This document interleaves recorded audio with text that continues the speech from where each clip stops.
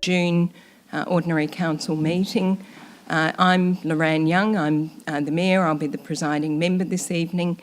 I will draw your attention to the disclaimer on the inside of the agenda pack that you would have, which is available out in the foyer.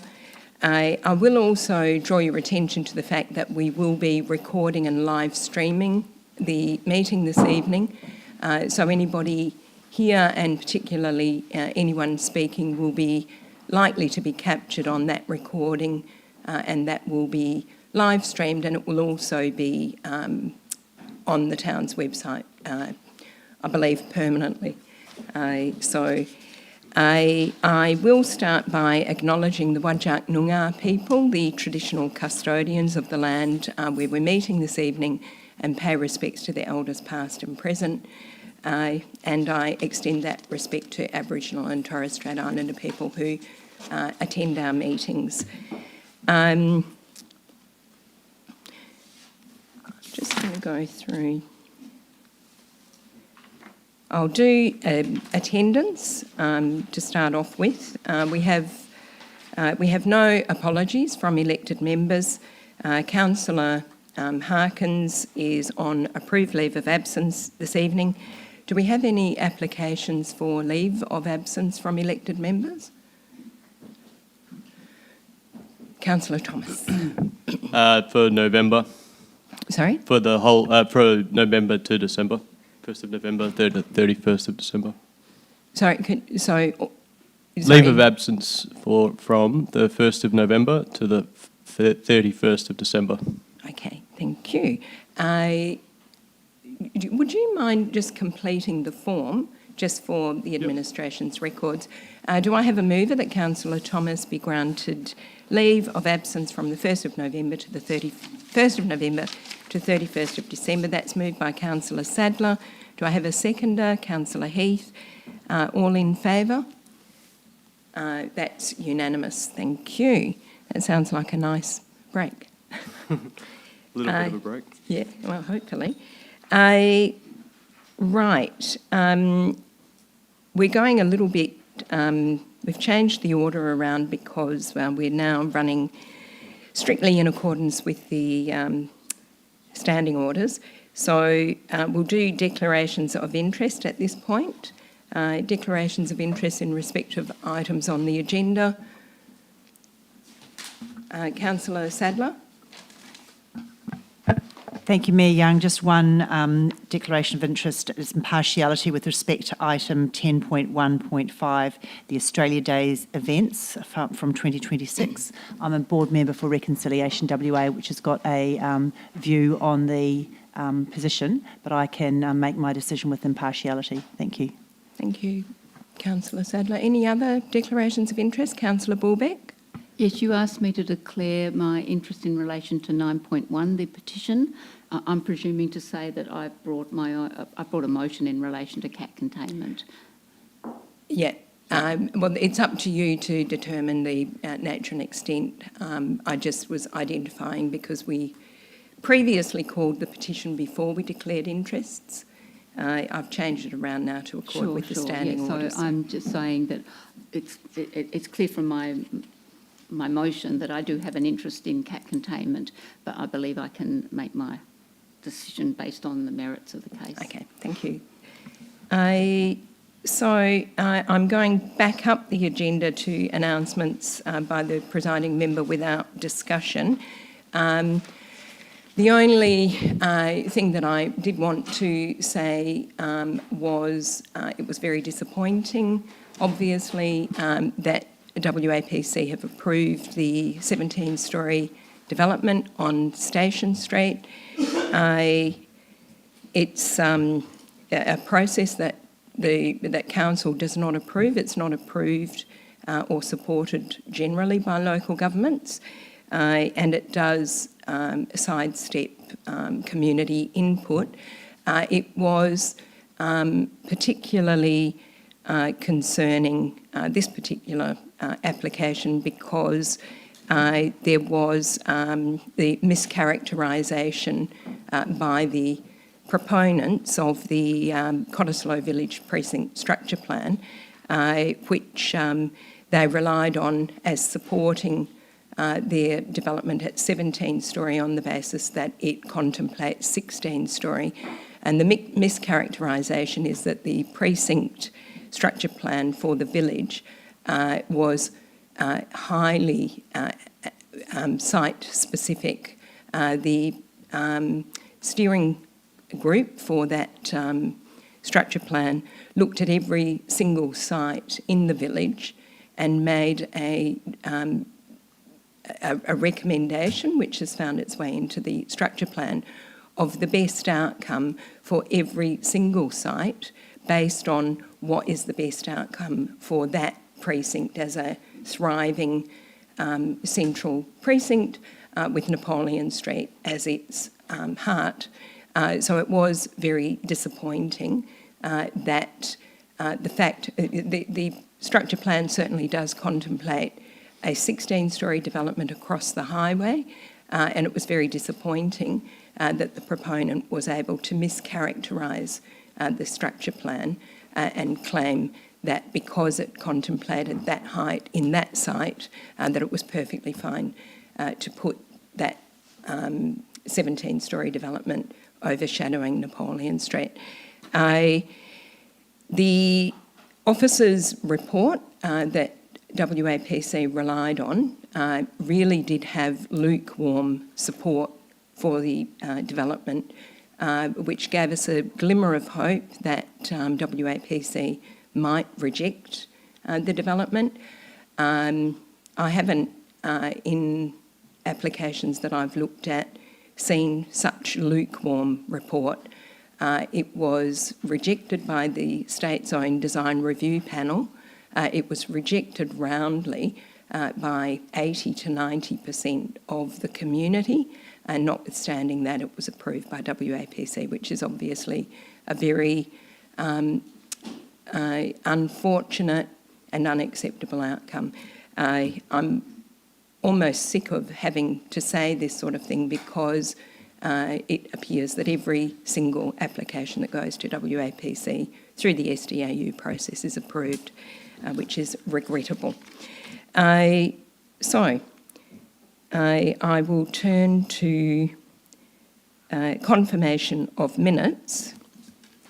Can I have a mover that the council, that the minutes for the ordinary council meeting on the 27th of May 2025 be accepted as an accurate record? Councillor Wilinko.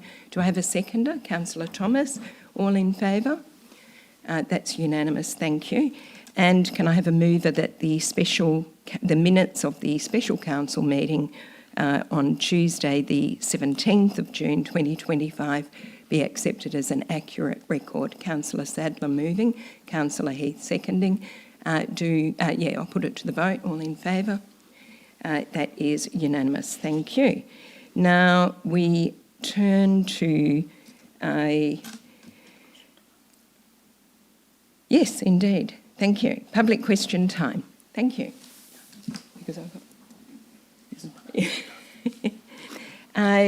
I'll start off with Mrs. Yvonne Hart. And if I could just remind members of the public, under our rules of procedure, 3 minutes per person.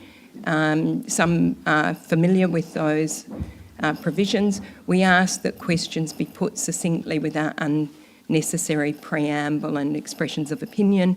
There will be the opportunity to make public statements on matters that are on the agenda. Public questions can relate to any matter of the town's business. And there is the timer here.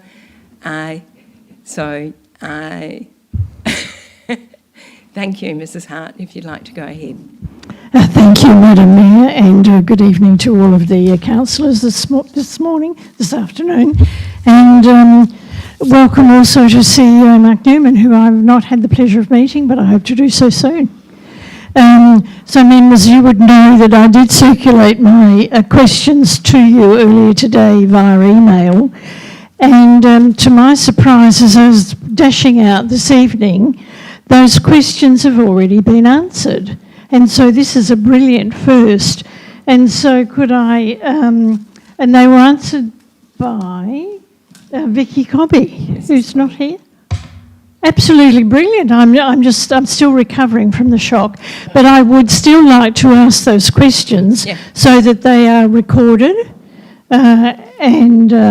So my questions relate to the monthly financial statements for May. My first question comes from page 24. It's investment in associates. And there is a paragraph, but I have no idea what it means. So my questions were, what does it mean? And you will see in your answers that there is a response there. Which are the associates?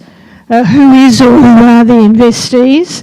And what is the town share of net assets? So I just thought the response was brilliant, and thank you so much for it. Do I need to do any more? Was that, you had more questions than that though? Yes, I do. Yeah, well I think we'll answer the questions because that way they'll be recorded live stream. Answer them as they come? Yeah, I think we can do that, yeah. Well, my first question was, what does that mean? What is the investment in associates? And Madam Mayor, I'm going to let the author answer the questions, so if I could ask the Director of Corporate and Community to answer the questions. Vicky. Thank you. Through the Chair, I'll answer your questions on investments and associates, so the first 4, if that's okay with you. So what it means is the town has a vested interest in another organisation. This organisation is the Western Metropolitan Regional Council. We often refer to it as the WMRC. This organisation is funded by contributions from constituent councils. So the investees are the following local governments: the town of Cottesloe, the town of Claremont, the town of Mosman Park, the city of Subiaco and the Shire of Peppermint Grove. The town's share of those net assets is 17.94%. So those answers, as well as some other information and some financial information, can be found in our 23-24 annual report on page 57. It does look a little bit like that in our annual report. So that information is all in the annual report, if you want to refer back to it at any time. Great, thank you. And I was just so impressed to get the response. Thank you. My question 2 again was relating to the monthly financial statements. Page 27, there was a budget amendment, increase the car parking strategy number 2. It was a negative $30,000, but there's still $630,895. So my question was, what is this amount intended to cover? And I know, Vicky, you gave me an answer, but I still didn't understand what it was for. Through the Chair, yep, happy to answer that for you. So the budget amendment was for $30,000, and it was an increase to the expense budget by $30,000. The $630,000 that you're referring to is a running balance on the budget amendments in total. So the whole page has 2 or 3 pages of budget amendments, and this running balance is the surplus or deficit after that particular amendment. So if you look at the page, you can see the running balance is changing by the amounts of each amendment as you go down the page. So the 630 doesn't relate directly to that budget amendment. Right, okay, thank you. That's now clear. Fabulous, thank you. My question number 3 related to page 38, the fuel card payments. And in February 27, there were 27 fuel cards listed in the monthly financial statements, but this month there were 24 fuel cards listed for May. And I just thought this was brilliant to reducing the number of vehicles that are used by the town of Cottesloe. So my question was, is there a strategy to further rationalise the number of vehicles used by the town of Cottesloe? And should these cards be included in the revised credit card policy? And I just say thanks heaps because the response was brilliant. Question 4 was about consultancy services. And so I really would like to know what projects the consultants were attached to. Page 31, Christopher Kent Consulting was 27,325, and I can't remember what that was paid for. Page 32 was Econosis Proprietary Limited, and that one to me was a curiosity because I think, it was something to do with the Car Park 2 redevelopment. Could you elaborate a little bit on that one?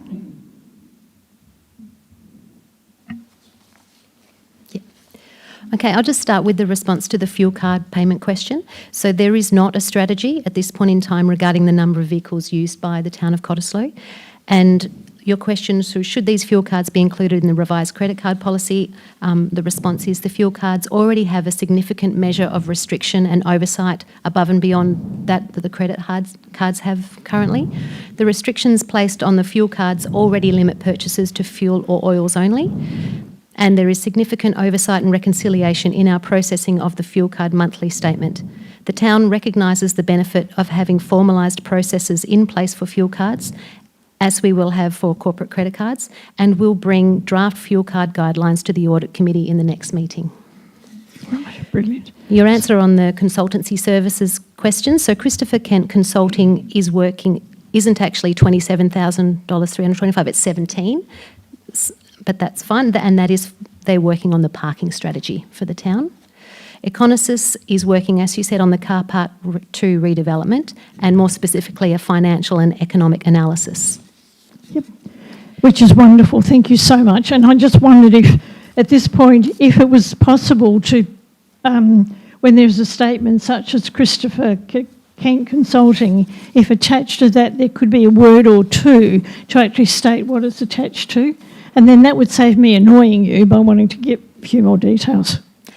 I understand your question and I will be instructing my team to put a better description on that for you. Brilliant, brilliant. And my final question really was, in the agenda, there were recommendations on page 23 that there were 6 entities as relevant, but there were only 5 entities listed. And so I really wanted to know what the 6th missing entity was, and it's been explained beautifully. So I just thanks heaps for all of your really prompt responses. I was dashing out the door.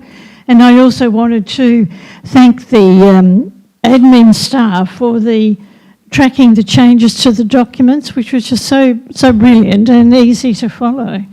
So thanks, everybody. I'm just really impressed that all of this happened as I was dashing out the door tonight. Thank you. Thank you very much, Mrs. Hart.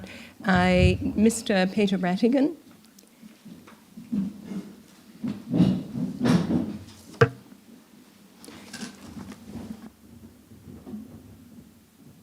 Thank you, Madam Mayor. Peter Rattigan, 9 Grant Street, Cottesloe, representing the Cottesloe Tree Canopy Advocates, which is a community group with the aim of preserving the tree canopy in Cottesloe and increasing the tree canopy. So I have 3 questions.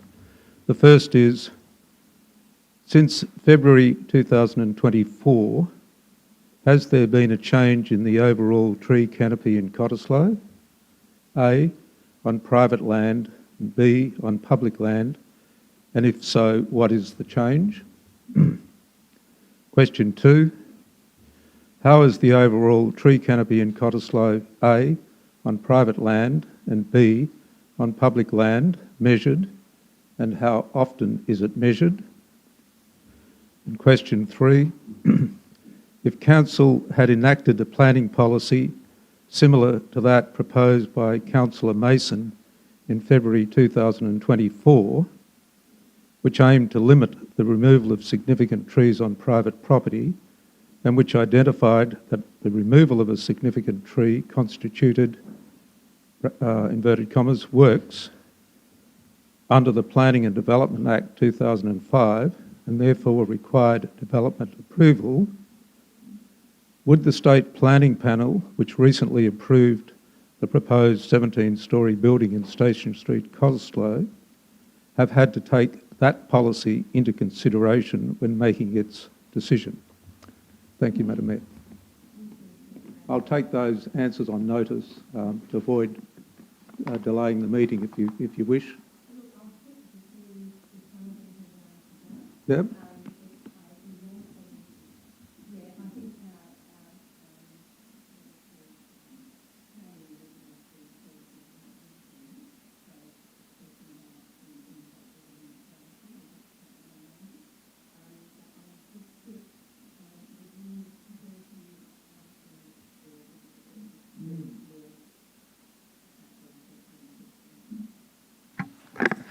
Perhaps if I could take it on notice and do a bit more research so I can be certain of my responses. Okay, thank you.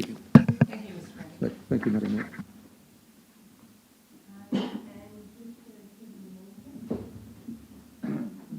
Thank you, Mayor and councillors.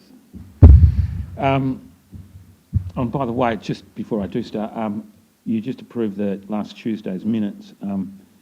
I did have cause to look at that meeting, and I noticed that in the meeting it was agreed that you'd publish on the website the officers' report attachments, and it's still not there. So I just raised that. I don't care for it now, but I think it should be fixed. But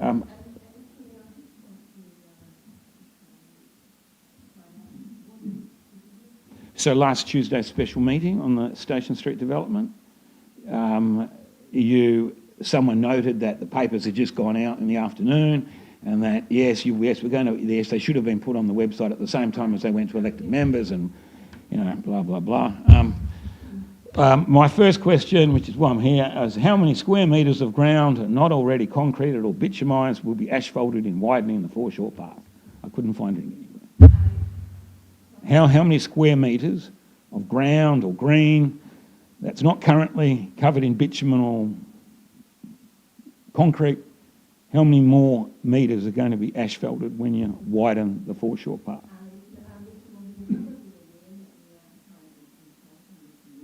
That's right. Okay, so I'll just...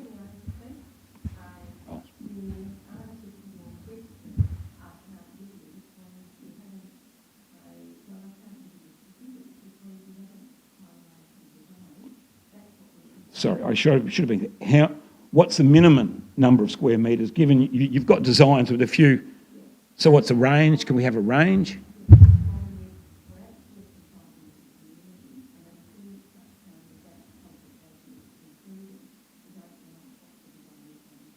Well, Mr. Khan knew that the second 2 metres would be 1,800 square metres, so I'm wondering what the first two metres are.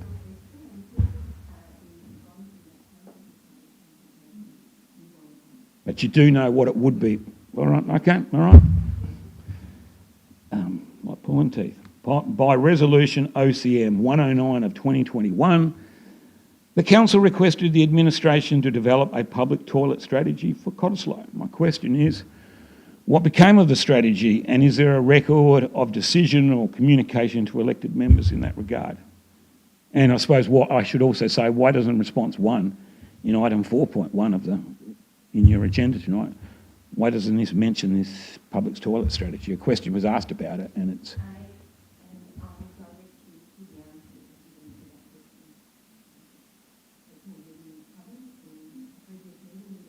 No. I said there's a resolution saying that there's going to be a public toilet strategy prepared. Where is it? But it doesn't mention it. It's just.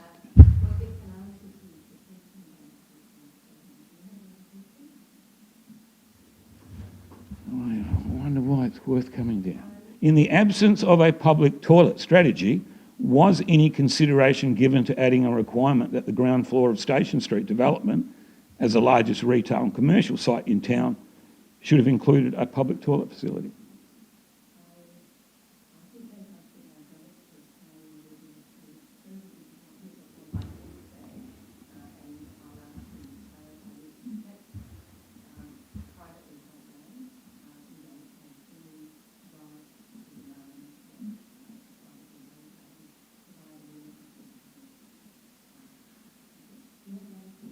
Yes, thanks, Mayor.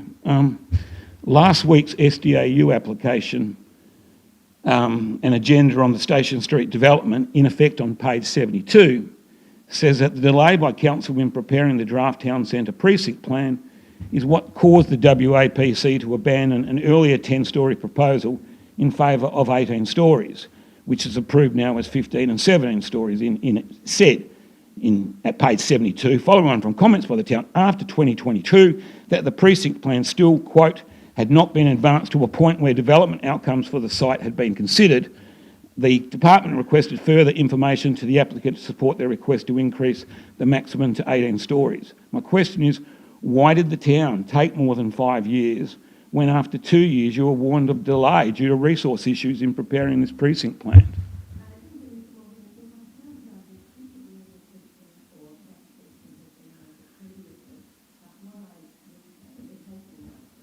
5 years.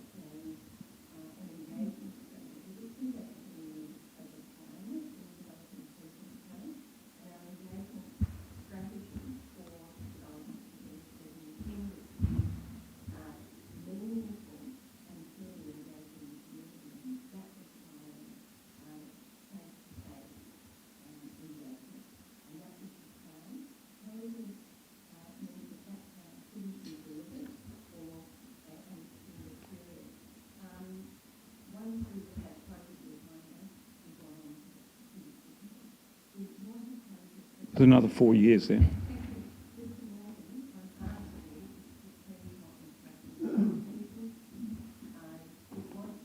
Sorry, thank you. It was a collaboration between the town and the Shire of Peppermint Grove, which is quite unusual, and it has been very successful and produced a really successful precinct plan.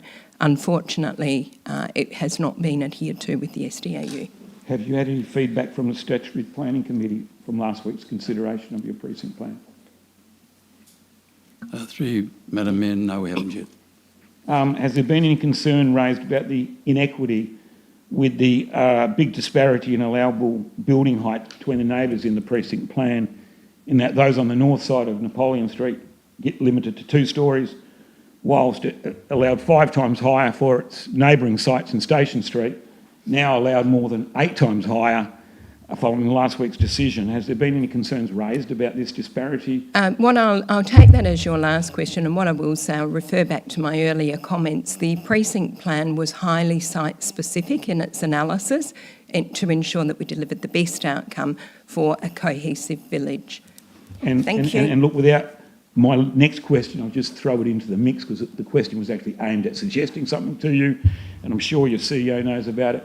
Transferable development rights. If someone starts complaining about their 2 stories, their 10 stories, I think you've got to start telling the state government to fix the legislation so you could introduce something like transferable development rights where all the height gets put on those 2-storey sites on Napoleon Street. They can't use it, but they can sell it to those that can use it. At least that way there's some equity in the whole scheme. Well, look, thank you for the suggestion, and I'm, as I say, our Director of Regulatory and Development Services is not here, but that will be recorded, and I'm sure he will give that some consideration. Thank you. We move to public statement time. First public statement is Mrs. Anna Chandler.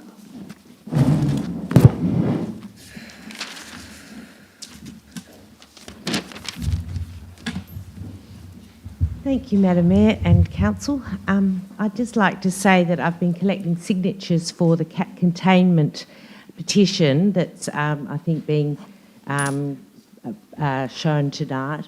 And I just want to say I've been around about 50 houses in the southern end of Cottesloe, and I've had nothing but 100% agreement from everybody whose door I've knocked on. Everyone has been very encouraging and have agreed that cats roaming free at night is irresponsible cat ownership. Even people who own cats, or who have cats, have all said they're 100% behind it. So I just wanted to let the council know what an incredibly positive reaction I had from all of the people that I spoke to about it. And just one other thing, I have a verge outside my house, the very last house in Cottesloe, quite surrounded by bush. We had a whole family of king skinks when we moved in 10 years ago. A lady with a cat that roamed freely came, and they've all gone now, every single one. Many times I'll get up in the morning and there'll be feathers on my front veranda, and the CCTV will record cats going around and killing. When I've asked the owners could they possibly keep their cat inside at night, they've screamed and yelled at me and said, well, we're doing everything that's legal by the Cottesloe Council. We have a registered cat and that's all we have to do. That lady has since moved out, thank goodness, but the king skinks haven't come back. But everyone that I've spoke to was in 100% agreement. So just wanted to let you all know. Thank you, Mrs. Chandler. The next public statement, Mr. Morgan. Thank you, Mayor and Councillors again. Item 10.1.4, the credit card policy review. The officer report says this review of the credit card policy is to address Auditor General concerns. And their first recommendation of the Auditor General was to ensure policy guidance is clear on what is allowable and reasonable business use expenditure for items such as alcohol and meals. The revised policy does not, however, address that concern, as it only applies to credit card purchases, which on my calculation are only about 0.1% of total council purchases, 99.9% of which are instead by electronic funds transfer, and accordingly are not impacted by revisions to this policy. The revisions require written pre-approval by the CEO or a director to use a card for alcohol and meals, but provides no guidance whatsoever to the CEO or director on what they should and should not approve as reasonable expenditure on alcohol or meals. I say that you should direct that another policy be prepared to actually provide guidance on expenditure on alcohols and meals of general application and not just confined to credit cards, particularly because most expenditure approval is in the budget. So I don't think this can wait until I think you've got an audit risk and improvement committee, I think it's called now, which meets in September. I don't think it can wait till then. Instead, I think you need a policy before the budget. As a community, only get to see the budget a few days before you adopt it, and so I can't see how they're ever going to have noticed that in last year's budget on page 40, line 0990, 0968, let alone realise that those lines, I think, they allocate $21,500 for what appears to be for alcohol and food at council meetings, which are only held in 11 months. So according to my calculations, it's about $200 a month for elected members. And, I know you might have agendas, probably got some workshops hidden away there, but that's a lot. It's a bit more than the finger food and sandwiches we used to have anyway. And Order, please. Anyway, if it's not, I think what we have to do, to be quite blunt, is do what the Auditor General said and get upfront approval from your community for it. And you can see it now. Someone's saying, oh no, we had better than that. But I'm saying, you've got to get your community to give the okay, not myself and Mrs Ewing. And then on top of that, you've got another further $5,500 to a function for the 9 elected members, and that's more than what's spent on the annual function for staff. And although you keep giving money to a thank you event for community volunteers, for the last few years it's never been spent but keeps getting allocated, and because the thank you event's never held. Now look, I agree with Marion Ewing sitting over there. I don't begrudge any of that to use councillors, but I think you're getting shortchanged by this particular policy review because you're going to end up wearing it at some stage when the Auditor General decides to take this up in a more stringent way. And so my suggestion is you get ahead of the game, put something out to your community so you can make sure it's properly ring-fenced, and at the same time clarify exactly what is meant by council meetings. Because if it does include your food allowance for these workshops that you won't tell us when they're held, what they're about, I, as a ratepayer, I don't agree with that, but it's up to the community. And in any event, I would simply ask that you return to holding annual sundowners to say thank yous to all the volunteer board members of our many, many community groups. Thank you. Thank you, Mr Morgan, and I'm sure that you will be interested to know that the food that is served at council meetings, which includes council meetings, agenda forums and workshops. Thank you, I don't require your response, but it is, we have 3 meetings a month minimum. They run from 6 p.m. I don't need to Excuse me, I'm speaking, thank you.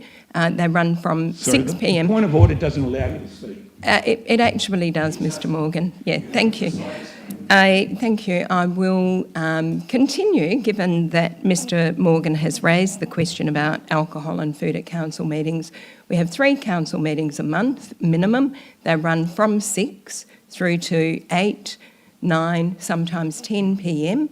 After the meetings and not before, we have cold finger food, and yes, we do have alcohol, and the average price per bottle of alcohol served at those at the end of those meetings, I believe, is $24 a bottle, and we on average get through about 1 3/4 bottles. So I think given the amount of work that elected members do on behalf of the community is getting really very good value.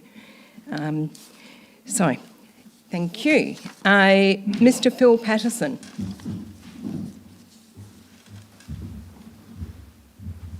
Good evening, Mayor, councillors, CEO. I'd like to talk a little bit about the last week's decision at the WAPC regarding the Station Street development.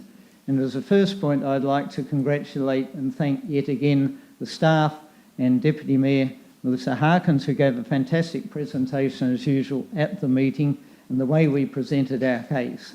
Sometimes you don't have the numbers, but the reality is that we did present as good a case as we possibly could have.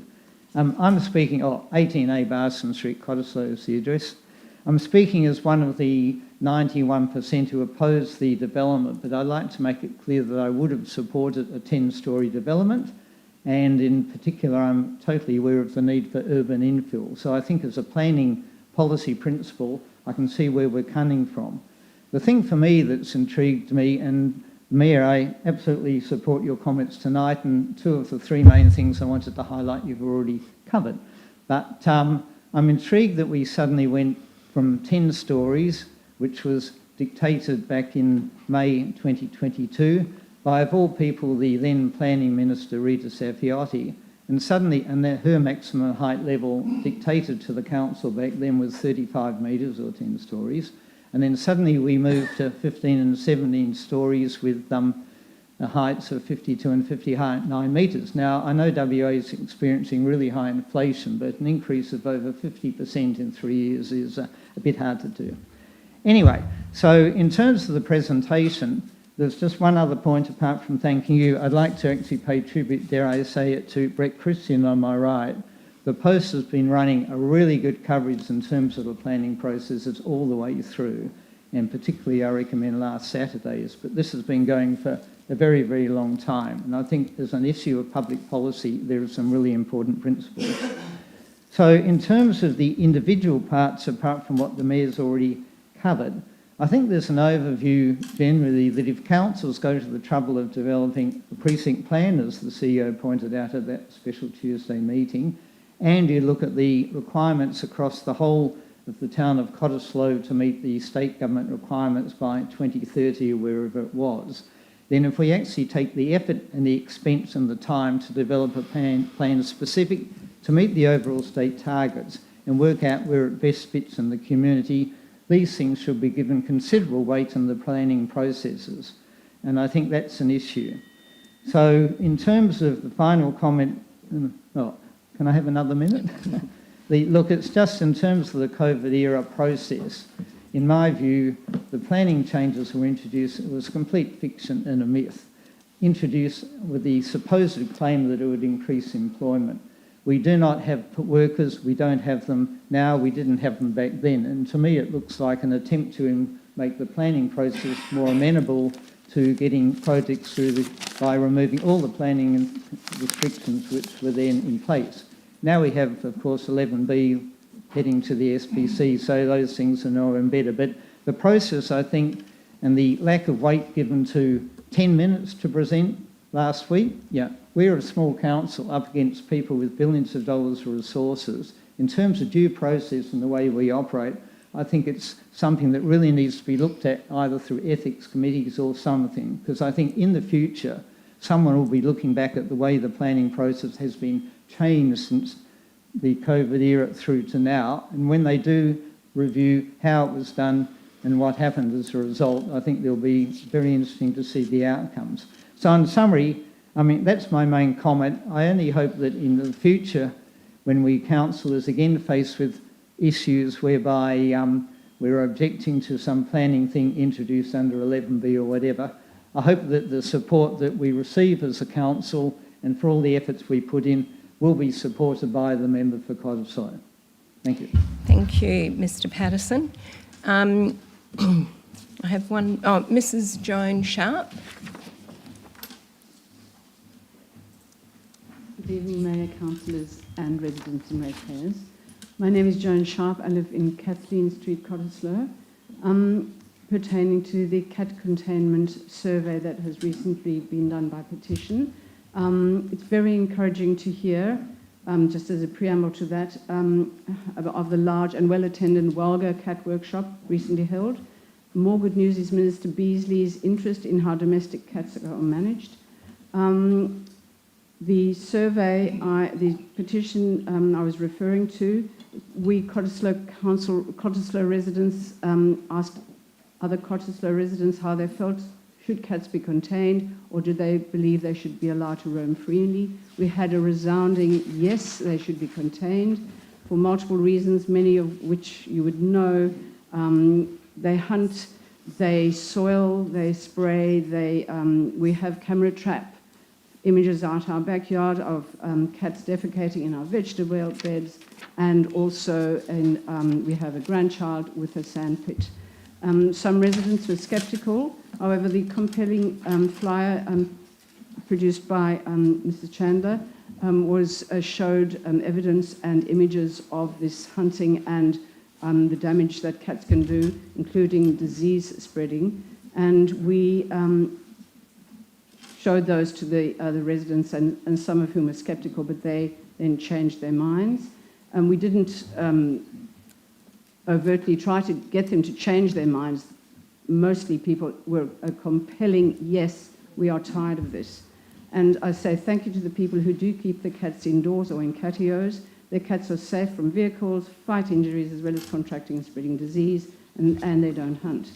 It's sadly true that humans do terrible things to the environment. We have been so guilty of that. But please, let's be humans who don't allow our cats to kill our dwindling suburban wildlife. And I ask Council, please, to accept this petition and strongly support Walga and Mr Beasley in any cat containment initiatives.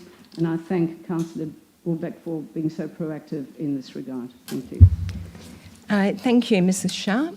And that is the end of public statements. Thank you.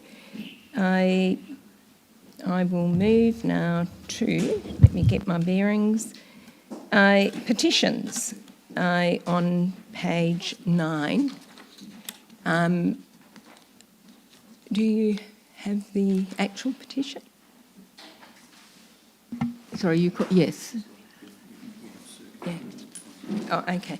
Could I have a look at it again, please? I didn't bring my copy because I was expecting the hard copy. Sorry, what do you want to look Oh, can I have the look at the hard copy, please?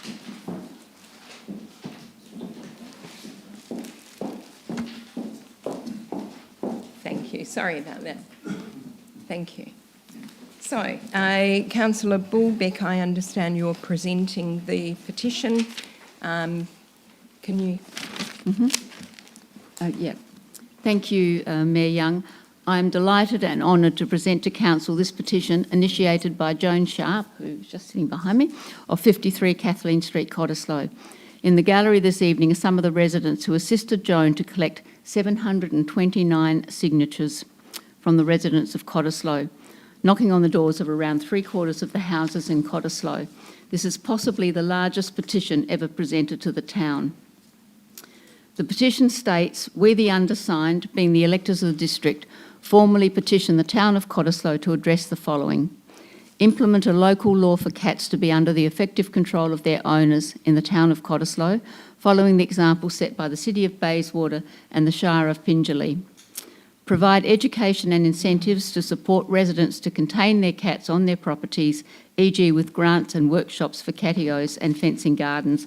And I'm not sure just exactly what material issues contained in the petition are, but there's a statement on one of the pages that is at page 29 on the petition that's been sent to everybody, a copy of the petition. Shall I read that or not? Well, I think the issue is cat containment. It's about cat containment, but it refers to why the petitioners ask for cat containment. You can cover that off in debate. I can. When you talk to your motion. The issue, what were you, sorry?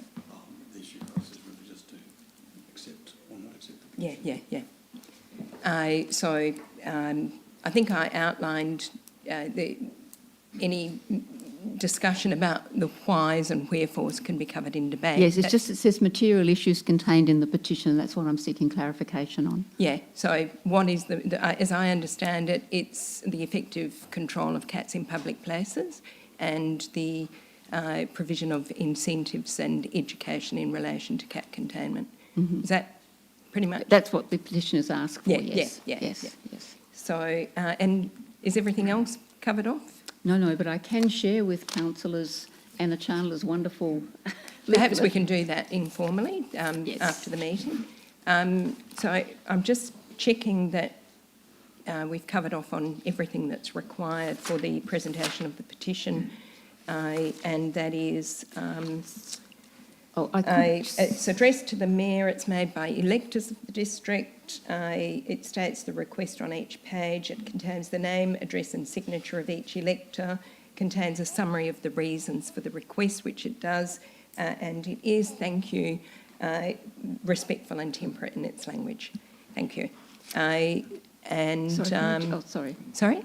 Just what you've got is the petition with the top page on the top, but the copy that's been sent to all of us has the top page at for the first instance of it is at page 25 and then page 29, just when people open it up and all they can see is to start off with is signatures. Yeah. Yeah, no, that's fine. Just to let people know that the reason is there, the councillors know the reason is there inside the petition. Yep. Thank you. Now, just for members of the public who are here in respect of this item, the only question that can be considered by council in respect of the petition is that the petition be accepted, that it shall not be accepted, that the petition shall be accepted and referred to the CEO for consideration and report, or that the petition be accepted and be dealt with by the full council.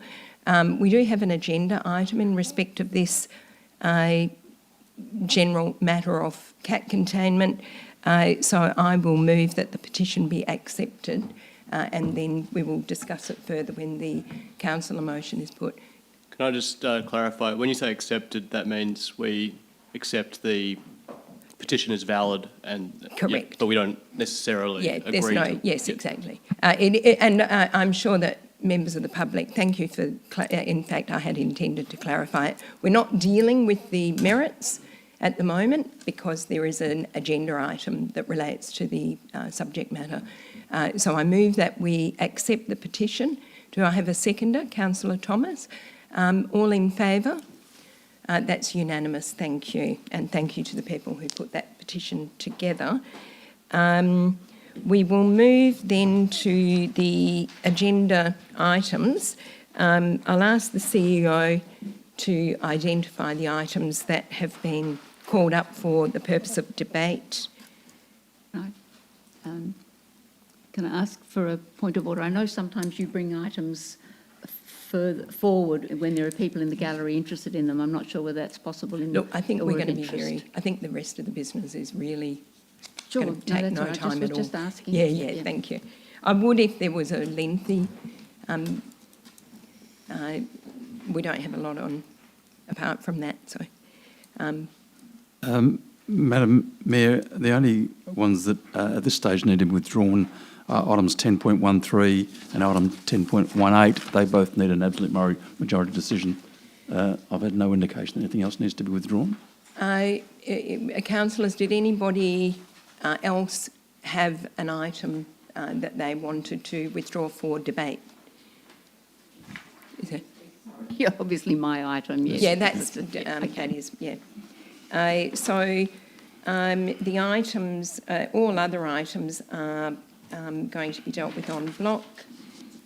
So just bear with me. Can I have a mover? And I'm not going to read the description of the items out because I'll be very clear in the item number. That item 10.1.1, 10.1.2, 10.1.4, 10.1.5, 10.1.6 and 10.1.7 be moved en bloc.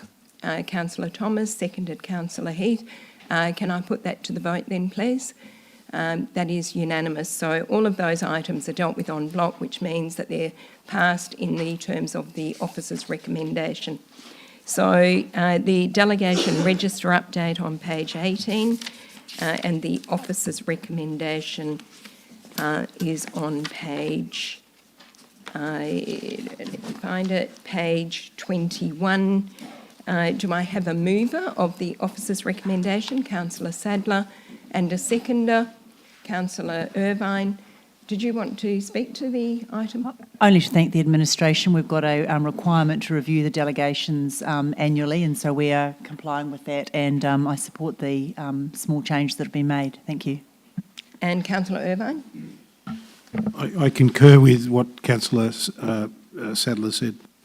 Thank you. Did anyone want to speak against the motion? I'll put it to the vote then. All in favour? That is passed unanimously.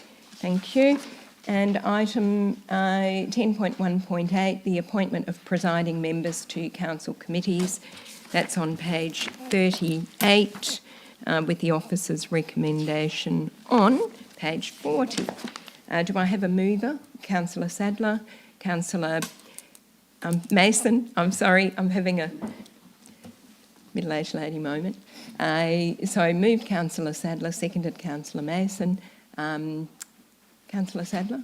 Thank you. Just speak in favour and just for the benefit of the community attending, with changes to the Local Government Act, where it's required now that council appoints the chairs of any committees. So that's why this is coming in. It has to come in by the 30th of June. So we're getting that done in a timely fashion. Thank you. And Councillor Mason? Nothing to add, thank you. Thank you. Anyone want to speak against the motion? I'll put it to the vote. All in favour? That's carried unanimously. Thank you. So we turn now to item 11.1. Sorry. A councillor motion, cat welfare and containment local law. This is by Councillor Bulbeck, so I presume you're going to move it. And we do require a seconder to get the item. Councillor Thomas. Councillor Bulbeck, do you want to speak? Thank you, yes. So that Council requests the administration to prepare for Council's consideration at the July OCM a local law for cat welfare and containment, for example by adopting the provisions of the Shire of Narrogin Cats Local Law 2016 as amended and appropriately modified for the town of Cottesloe. The rationale, the town can now... Sorry. I actually have... we hadn't read the motion out, before Councillor Thomas seconded it, so I'll just get confirmation that you are seconding that motion. Yep. Thank you. Councillor Bulbeck. So move on to the rationale. Yeah, please. The town can now easily introduce an effective local law prohibiting cats from being beyond their owner's property unless under effective control, whereas before local laws could only prohibit cats from designated public places.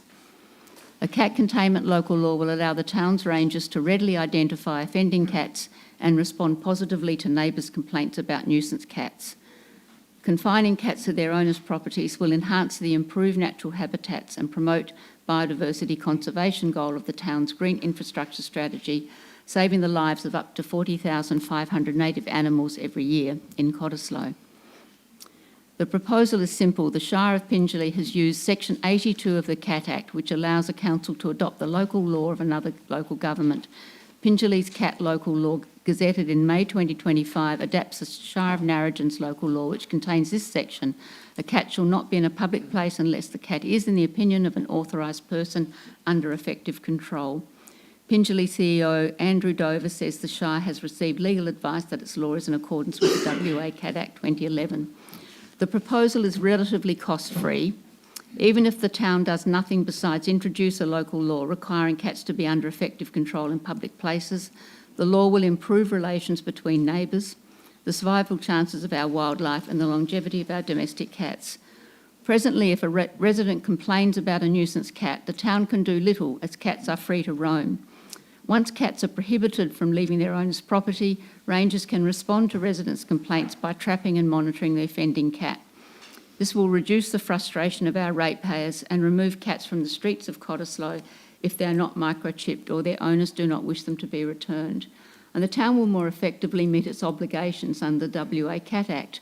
Only 218 cats are registered by the town, whereas national statistics indicate there are up to 1,300 domestic cats in Cottesloe. On average, 1 in 3 homes has a cat.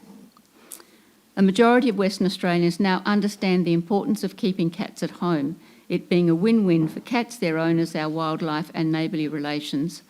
Effective cat containment is safe and cheap and extends a cat's life expectancy from 3 years to between 12 and 18 years. The town's residents understand the issues and support cat containment. Joan Sharp's petition has been signed by over 80% of people asked to sign. This local law may be as popular with the community as our shark barrier. And this is just a visual of one of the maps that's been door-knocked.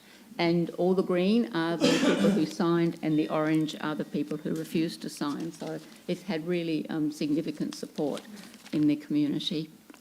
Thank you, Councillor Bulbeck. Councillor Thomas, were you going to speak to that? Just to thank Councillor Bulbeck for her work in bringing this item forward. The item clearly has merit and strong support in the community. Thank you. Does anyone want to speak against this motion? Councillor Wilinko. Thank you, Mayor. I'm not speaking against the intention of the motion, I'm just going to speak against its actual construction, because I just did a quick calculation. If we have 1,300 cats and 40,000 native animals are being taken, that's 31 animals per cat. That's a lot. Per year. Per year. That's right. But Can we have order, please, and let Councillor My Wilinko apologies. speak? I would foreshadow an alternative motion, which really is because of some of the problems that I see in this motion, principally the one being to try to bring a law back by July, which I think, as mentioned in the officer's comment, that it would be very difficult to have this prepared by the July council meeting. So what I would like to, well, I guess I don't want to go into the motion yet, do we? We have to wait until see if this motion passes. We have to, but okay. you have So I'll- circulated your foreshadowed motion. I've circulated my foreshadowed motion. I think the only points that I'd want to make is that, as we understand from, again, the officer's report, comment on this, that there is no power in the Cat Act to allow local government to create a cat containment law, though we can create cat prohibited areas. That's only serving part of the problem. And it's suggested here that as WALGA, as we heard from the comments, as WALGA has been briefing the state government on this issue, it appears that there is change afoot. And so I would propose that we wait to find out what the state position is on that, because it sounds like there needs to be some amendments to the Cat Act to allow Cottesloe to be able to have a local law that's effective, and also that we wait until WALGA comes forward. Apparently it's preparing a position paper, and allow it to come forward with that position, so that then we can have consistency between our council and other councils that may wish to adopt this local law. Obviously, we have a number of boundaries with other councils nearby. So I would suggest not opposing this. I recommend opposing this motion, not so much on the idea, obviously, but just in terms of the mechanics of it, to make sure that we give ourselves and give our officers enough time to come up with the appropriate law. Thanks. Thank you. Is there anyone else wants to speak in support of the motion? I just want to echo Councillor Wilinko's comments and his approach. I think having a law that requires cats to be under effective control when they're in public places is an excellent idea, and it should be a no-brainer. The issue is the process. WALGA's advice is that there is no head of power under the Cat Act that would enable local governments to pass local laws to achieve that. We understand that Minister Beasley is sympathetic to the position, and that changes are afoot. They could come in the form of changes to the Cat Act, allowing local governments to pass local laws keeping cats under effective control in public places. They could also come in the form of a regulation made under the Act that would have the full force of a local law, and that would be uniform across the entire state. That actually would be a much better approach for the state to take, that the state simply says cats must be under effective control by regulation. And that would mean every single local government would not have to go through the expense and the internal resources of preparing a local law, and there would be consistency. It would also mean that any local government that goes through the process would have to then go through the process again to check for inconsistencies and presumably repeal the local law, or at least address the inconsistencies, because obviously the state regulation would carry weight. I will make one comment on the reasons for the petition. It is stated that people who signed the petition were very frustrated by cats defecating in their property, fighting with their own pets, and also killing wildlife. This cat containment and welfare local law will not change the position at all in relation to cats on private property. The local law that's proposed deals with cats in public places. So that's the bad news. It's not going to make any difference to what cats are doing to private property owners. But the good news is that the Cat Act already contains the provisions to deal with nuisance cats, and it also entitles the town to seize cats. So members of the community who have nuisance cats or who have simply cats coming onto their property regularly that they don't want can actually deal with that. And we do, the town has cat traps that we make available to the public free of charge. I think there's a $100 deposit that's refundable on return of the trap. But if members of the Cottesloe community, if our residents are having problems with nuisance cats, this is not going to change the position, but the position is already covered under the Cat Act. So I really would urge that we wait to see what the Minister is going to do. When the Minister clarifies, WALGA will be releasing the template of its proposed local law if that's necessary, and we can take that up and ensure that we have a consistent cat containment provision across local governments that will achieve what we seek to achieve. So I would commend Councillor Wilinko's approach. Did anyone else want to speak? Mayor, just in terms of process, could Councillor Winko actually read his foreshadowed motion? I know the councillors have got a copy, but the public won't have it. Well, usually, well, look, yeah. Just in terms of what the foreshadowed Oh, motion okay, is. Yeah. okay then. Sorry, that's a good point, actually. Thank you. Okay. The foreshadowed motion is that Council, 1, supports an intent to manage cat welfare and containment via a local law requiring cats to be under effective control, and 2, requests the Chief Executive Officer to bring a report to Council on initiating an appropriate local law once a Western Australian Local Government Association WALGA template local law dealing with this issue has been published. I think we don't speak to that now, but thank you. The proposed alternative motion is up there for the benefit of the public.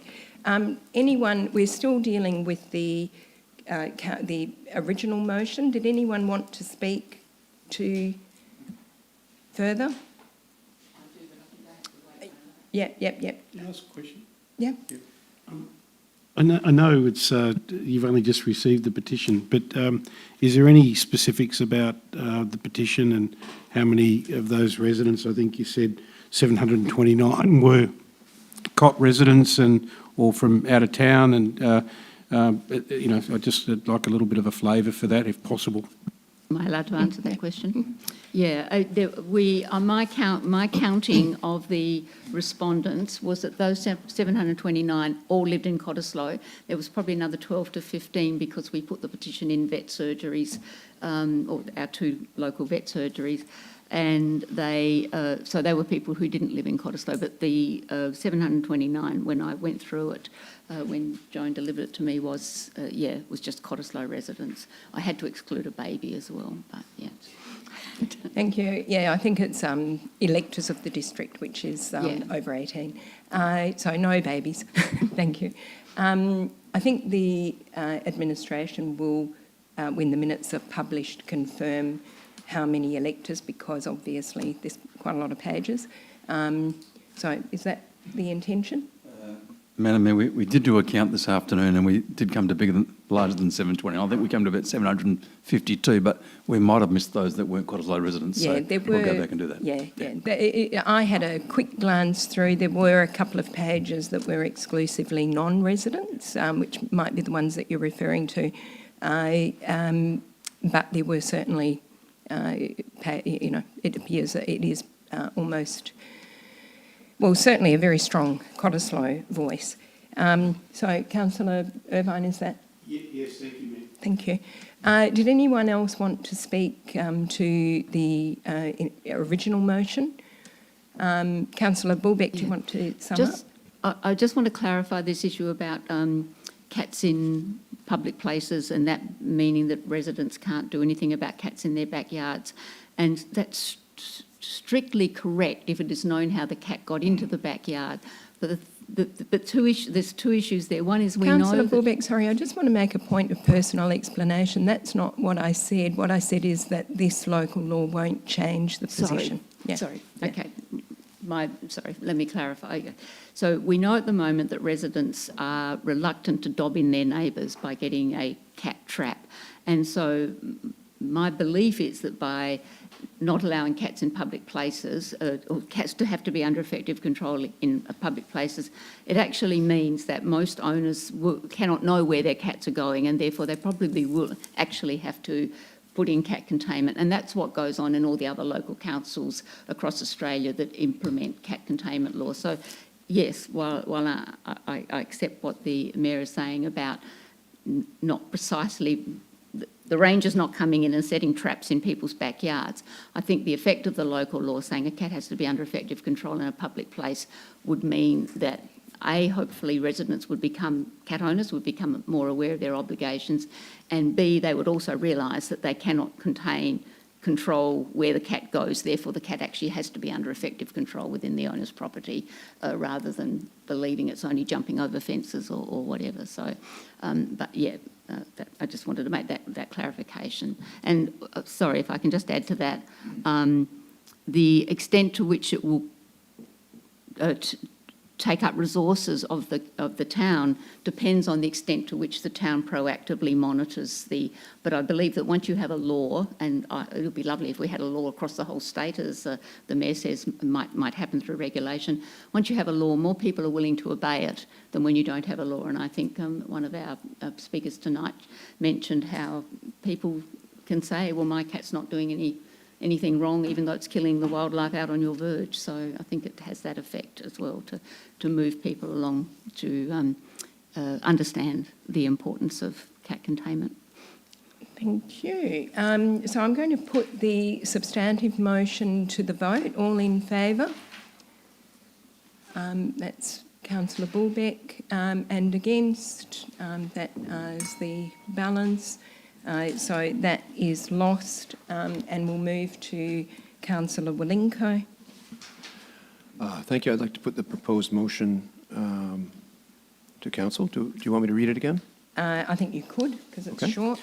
That Council supports an intent to manage cat welfare and containment via local law requiring cats to be under effective control, and requests the Chief Executive Officer to bring the report back to Council on initiating an appropriate local law once a Western Australian Local Government Association template local law dealing with this issue has been published. Seconder? Councillor Irvine? Thank you.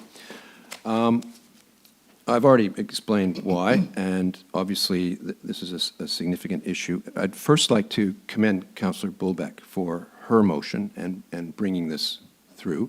All I'm doing here is just tidying it up, but you're the one who's driven it, and that's been terrific, and I commend you for that. And also, I wanted to thank the community for the intense work and effort to get that many names on a petition. I mean, that's phenomenal. And I know what it's like to door knock and go around and talk to people and try to get, support. So I think that's been a tremendous effort. I mean, over 700 signatures is quite impressive. I wanted to just explain one thing here. The reason it's linked to WALGA's template is that if the state minister does in fact come through with a regulation, well, then we don't need a local law. And if the state minister sort of clears the way for a local law by amendments to the Cat Act, then waiting for WALGA is simply to make sure that we're sort of letting them do the heavy lifting, if you will. If they can come up with an appropriate template local law that we can simply then just adopt and other councils can adopt, then obviously that's going to be a lot easier for us, and we're not having to spend the time and resources and energy to try to come up with that local law ourselves. local laws may not look like much, but they can actually be quite a bit of effort to try to draft and get it all correct and everything else. And of course, there'll be a certain degree of public consultation involved because, it has to be done carefully. It has to be done, constructed well. And it will also then presumably lead to consistency, which is really the key because obviously cats don't know boundaries. And we have, Nedlands, Claremont, Mosey Park. The trick would be to have everybody with a similar approach. So that's it really in a nutshell. As you can see, my rationale is pretty short because, as I said, Councillor Bulbeck has done the heavy lifting in this case, and I thank you very much for that. Thank you, Councillor Irvine. Yeah, I just echo Councillor Wilenko's words. Certainly, Councillor Bulbeck is the most passionate councillor I've ever met about tree canopy, our pristine coastline, and protecting our wildlife. And you've invested a huge amount of effort with the community to get this motion forward. And I really do.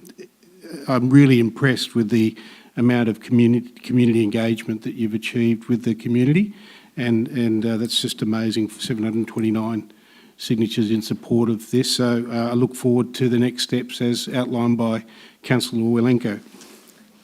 Thank you. Did anyone want to speak against? Sorry. I propose an amendment. Yes. Yep. So I read it out first. And then, Yep.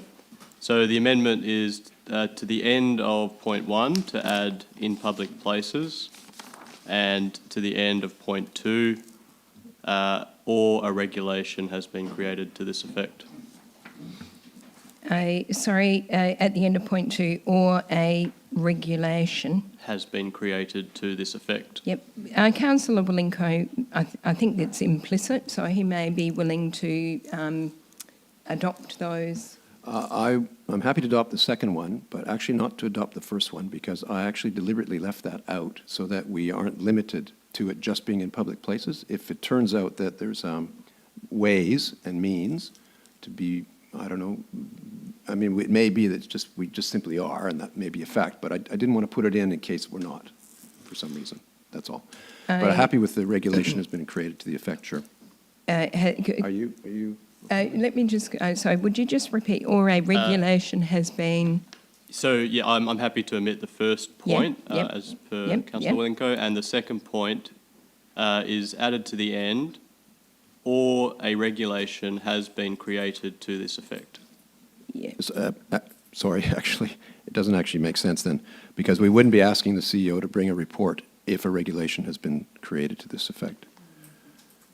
Sorry. Right. Maybe we could reword that a little bit. Is it not, I read that as, or it is, the CEO will bring a report once A or B. Well, actually, he could still bring a report on the fact that there is a regulation now in place. Oh, I see. We wouldn't need a report, would we? Not really, no. Yeah. Is that implicit that we don't? Look, I think I've spoken with the CEO earlier, and I think it was the CEO I spoke to, that if things change in that way, which would be a fantastic outcome, I'm pretty sure that the CEO will be letting us know. Yep. And, then the next thing we'll be moving on to how we would enforce it. So, Yeah, Madam Mayor, that's probably what I was going to say is probably how we would actually enact it would probably be what I would be coming back to you about rather than having to go the next step in terms of legislation. So, yeah. Councillor Mason? On that note, I have a question. Do we need Councillor Wilenko's motion at all? Because if something gets passed by the Minister's office, then we would be speaking about it and there would be a report from the administration anyway. So is this superfluous? I don't believe that it is because that's only one outcome. The other outcome is that the Minister changes the CAT Act to allow us to enact local laws. Yeah. Which is why it's tied to the WOLGA template. Yeah. But let's, we've had Councillor Wilenko and Irvine. Did anyone? Sorry, I don't think we've finished on the amendment. I thought you were. Oh, well, I don't think. I'm not sure we it need works. to close that out. Oh, okay. I beg your pardon. Sorry. That's so, but I think, in summary, I agree to not change number 1 and then I think, yeah, it's implicit that we wouldn't, bring a report if there was a regulation to that effect, so it's not needed to add, I think. So I withdraw the amendment. Okay, thank you.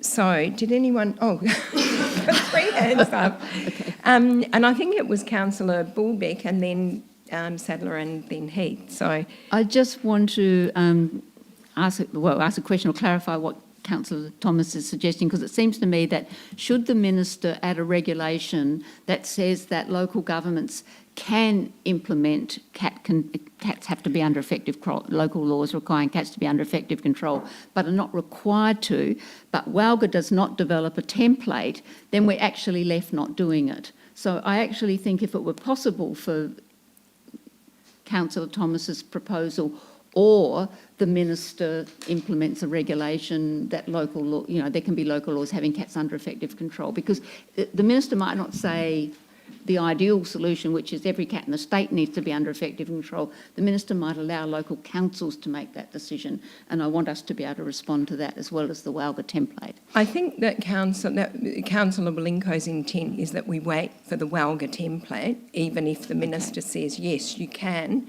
that we're still going to. So that would negate the intent. What if there's no WALGA template? Madam Mayor, if I could, I think recommendation 1 carries that weight, because it says that we support that intent. So having had a council resolution saying we support that intent, and if regulations came in, I think I'd be pretty well impelled to bring something back to council about how we'd implement it. Okay, thank you for that. And for clarification, my understanding is that when I was referring in my talking points to a regulation, it would be a regulation that cats be kept under effective control. It wouldn't be a regulation that said that that would need a change to the Cat Act. I'm talking about a regulation which the minister can arrange and the governor will pass, that cats are required to, in the same way that the Cat Act sets out that they have to be sterilised, microchipped, and one other thing, registered. So is that your understanding of what I've... Madam Mayor, one of the problems is we actually don't know what will come in the regulations. If it's a direction to do something, we'll be compelled. If it's a may, which I think was Councillor Bulbeck's point, it'll mean there's some discretion for us, and I'll need to bring a report back to council. Yeah. Yeah. So, Councillor Sadler. I actually did have one other question, and sorry, it's about the relationship of the petition to this, because you were saying that we will kind of bundle up the petition in this. I'm presuming, if I can ask through the chair to the CEO, is that part of what you would then be bringing back at some point in the future, an analysis of the petition, or I don't know, I just don't know. Madam Mayor, I think the recommendation is, it's at the stage of the recommendation, is saying that we're showing our intent. In recommendation 1, recommendation 2 is saying let's await the minister's decision, and then if it's a local law that's required, let's await the template from WALGA. I don't want to pre-commit beyond that point, because we actually really need to see what the minister decides before we take the next step. Asking how the petition relates. We accepted the petition. Another alternative was to deal substantively. That's what we're doing now. So the petition has kind of helped in our debate, but there won't. The petition has done its job. Right. So no, there'll be no further. That's correct, because council business around the petition. Yeah, that's correct, because the resolution is that we accepted the petition. Councillor Sadler. Thank you very much. I would like to speak in favour of the alternate motion, but also to move a minor amendment. So I'll just address the minor amendment first, if I may. I did sort of pass over a written copy to Ms Pilkington. So it was just to add a point 3, which just says, requests the CEO to send a copy of the resolution and rationale to the Minister for Local Government, Hannah Beasley. That might even be something that Councillor Wilenko and Councillor Irvine are willing to incorporate into the substantive motion. Yes, Okay. we would, thanks. Beautiful. Thank you very much for simplifying that. Yeah. Yes, I think it's just, I'd like to thank Councillor Bulbeck for the work and likewise the community, and think that this is really sort of closing the loop. This is really important that the town of Cottesloe is adding its weight to broader community sentiment with regard to cat containment, so that she has an understanding of the breadth and depth of sentiment, so that can actually assist her with her deliberations. So yeah, thank you community, thank you Councillor Bulbeck. And I just would like to say, while we don't explicitly cover off on things such as cat containment and native wildlife in our council plan, I think that wildlife are the yang to the yin of the green. So when you've actually got good green infrastructure and good wildlife, you've actually got a strong community in terms of our natural areas. And so I think this is a sort of complementary facet of local government that we, before this haven't really sort of considered, but it is actually a part of the same thing. We don't really sort of consider in other areas wildlife separate to nature, and I think it's really important that we're actually looking at this a little bit more holistically. So yes, I would urge people to support Councillor Wilenko, because I think there is general desire to progress this, and my feeling is that while I've been really appreciative of Councillor Bulbeck's work, I think this is just slightly tidier way of addressing it, and is going to, I think, achieve things just as quickly, hopefully even more quickly, because the community will have consistency across local government, which is going to be really important for us. Thank you. Councillor Heath. Thanks. Yes, I also wanted to speak in support, and I have a small amendment as well. Please indulge me. And I'm sorry I haven't handed it over, but I'll read it slowly. Point 4, request the CEO to use the town's communication channels, such as the weekly ad in the Post newspaper and social media,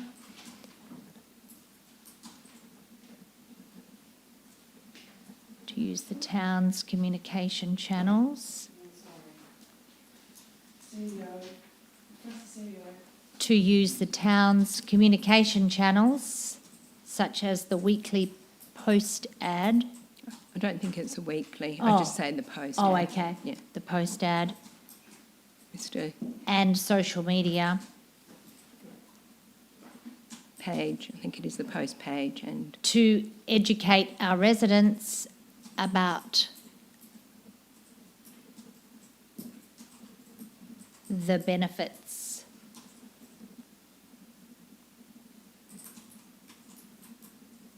of cat containment. Yes. Do I speak to the rationale Well, or just second ask? that. Okay, thanks. Thank you. And now I can speak Yeah. to it? Yes, so I'm echoing... Oh. No, it's an amendment. I'm echoing thanks to Councillor Bulbeck and our community who did organise the petition. It was extremely respectfully carried out and extremely organised with that colour-coded map. Thank you. I think seems like there is a very strong flavour amongst councillors and the public in this room about cat containment, but the broader community perhaps don't realise some of those statistics and effects of having a cat, and I think it's very cost-effective way of spreading the word out there, regardless of any laws that we have about how important it is to contain cats and the damage they can do, and just the odd social media post reminding our residents in the interim while we're waiting could be really beneficial. And the petition, we've heard the petition, the numbers are quite striking, so it's obviously important to our residents, and there are very good reasons to contain cats, and I'd like that to be shared via our communication channels. Thank you. Thank you, Councillor Heath. Look, I was happy to second that after all. I had considered a similar motion myself, similar amendment. and then thought that I would just leave it, keep it simple, but I'm very happy if someone else thinks that's a great idea to have it considered.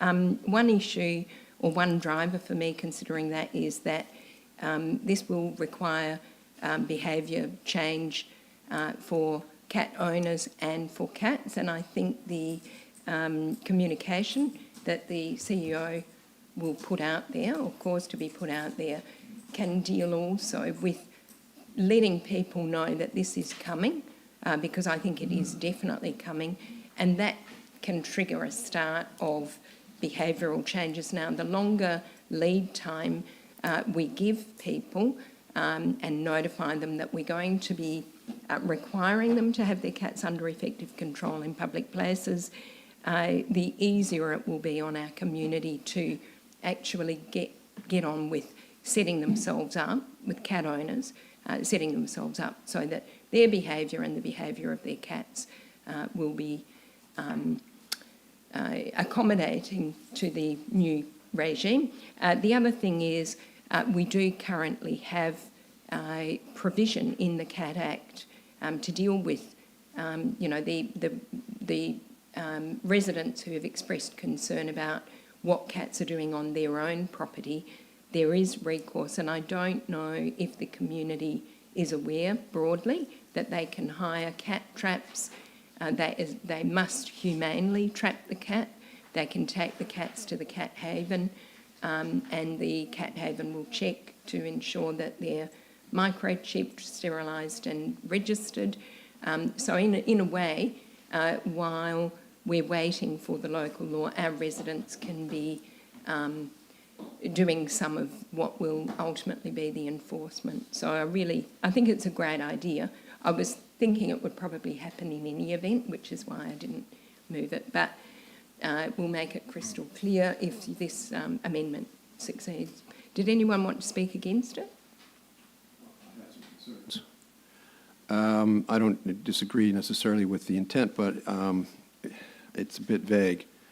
Is this intended that the CEO is going to have something in the post every time we have an ad in the post? How much information is going to be provided? So what I was wondering is whether what we're really talking about here is a program of education on this topic that is then transmitted through these channels and any other channels that we may, signs up wherever, or I'm just a bit concerned about the vagueness of this.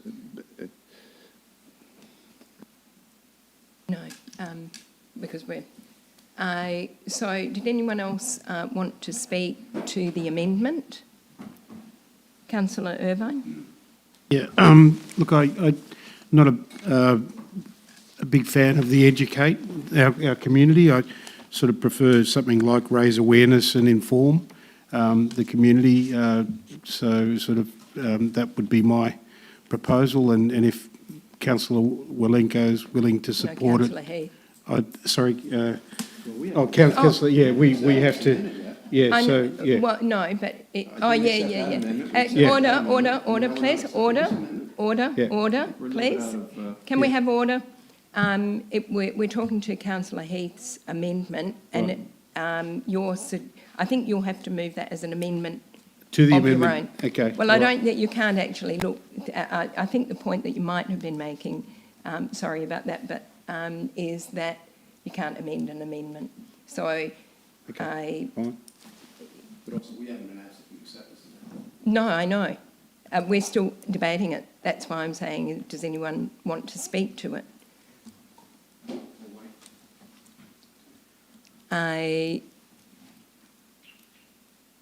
I'm happy to support it. Nice and brief. So I'm going to put the amendment to the vote. All in favour? That's Councillor Sadler, Heath, Bulbeck, Thomas and Young, Mayor Young. Against, Councillor Mason, Irvine and Wilenko. So the amendment is passed. So back to the substantive motion, Councillor Wilenko's substantive motion. Was there anyone else who wanted to speak to this? Councillor Wilinko. Oh, sorry, Councillor Mason. Yes, I just wanted to say that I do feel like Councillor Wilingo's motion is will be more effective and will lead to consistency across local government. So I think that it is a common sense approach. I also,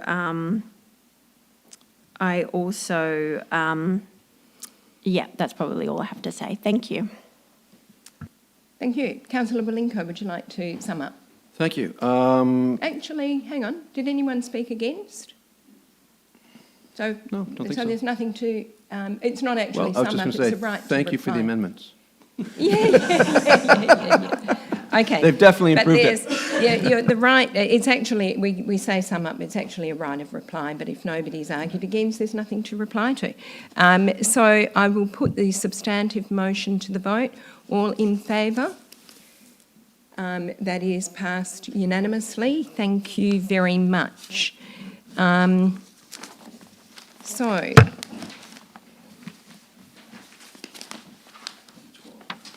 sorry. To item 12. Well, there is no business of an urgent nature. So the meeting, I declare the meeting closed now at 7:36. Thank you very much.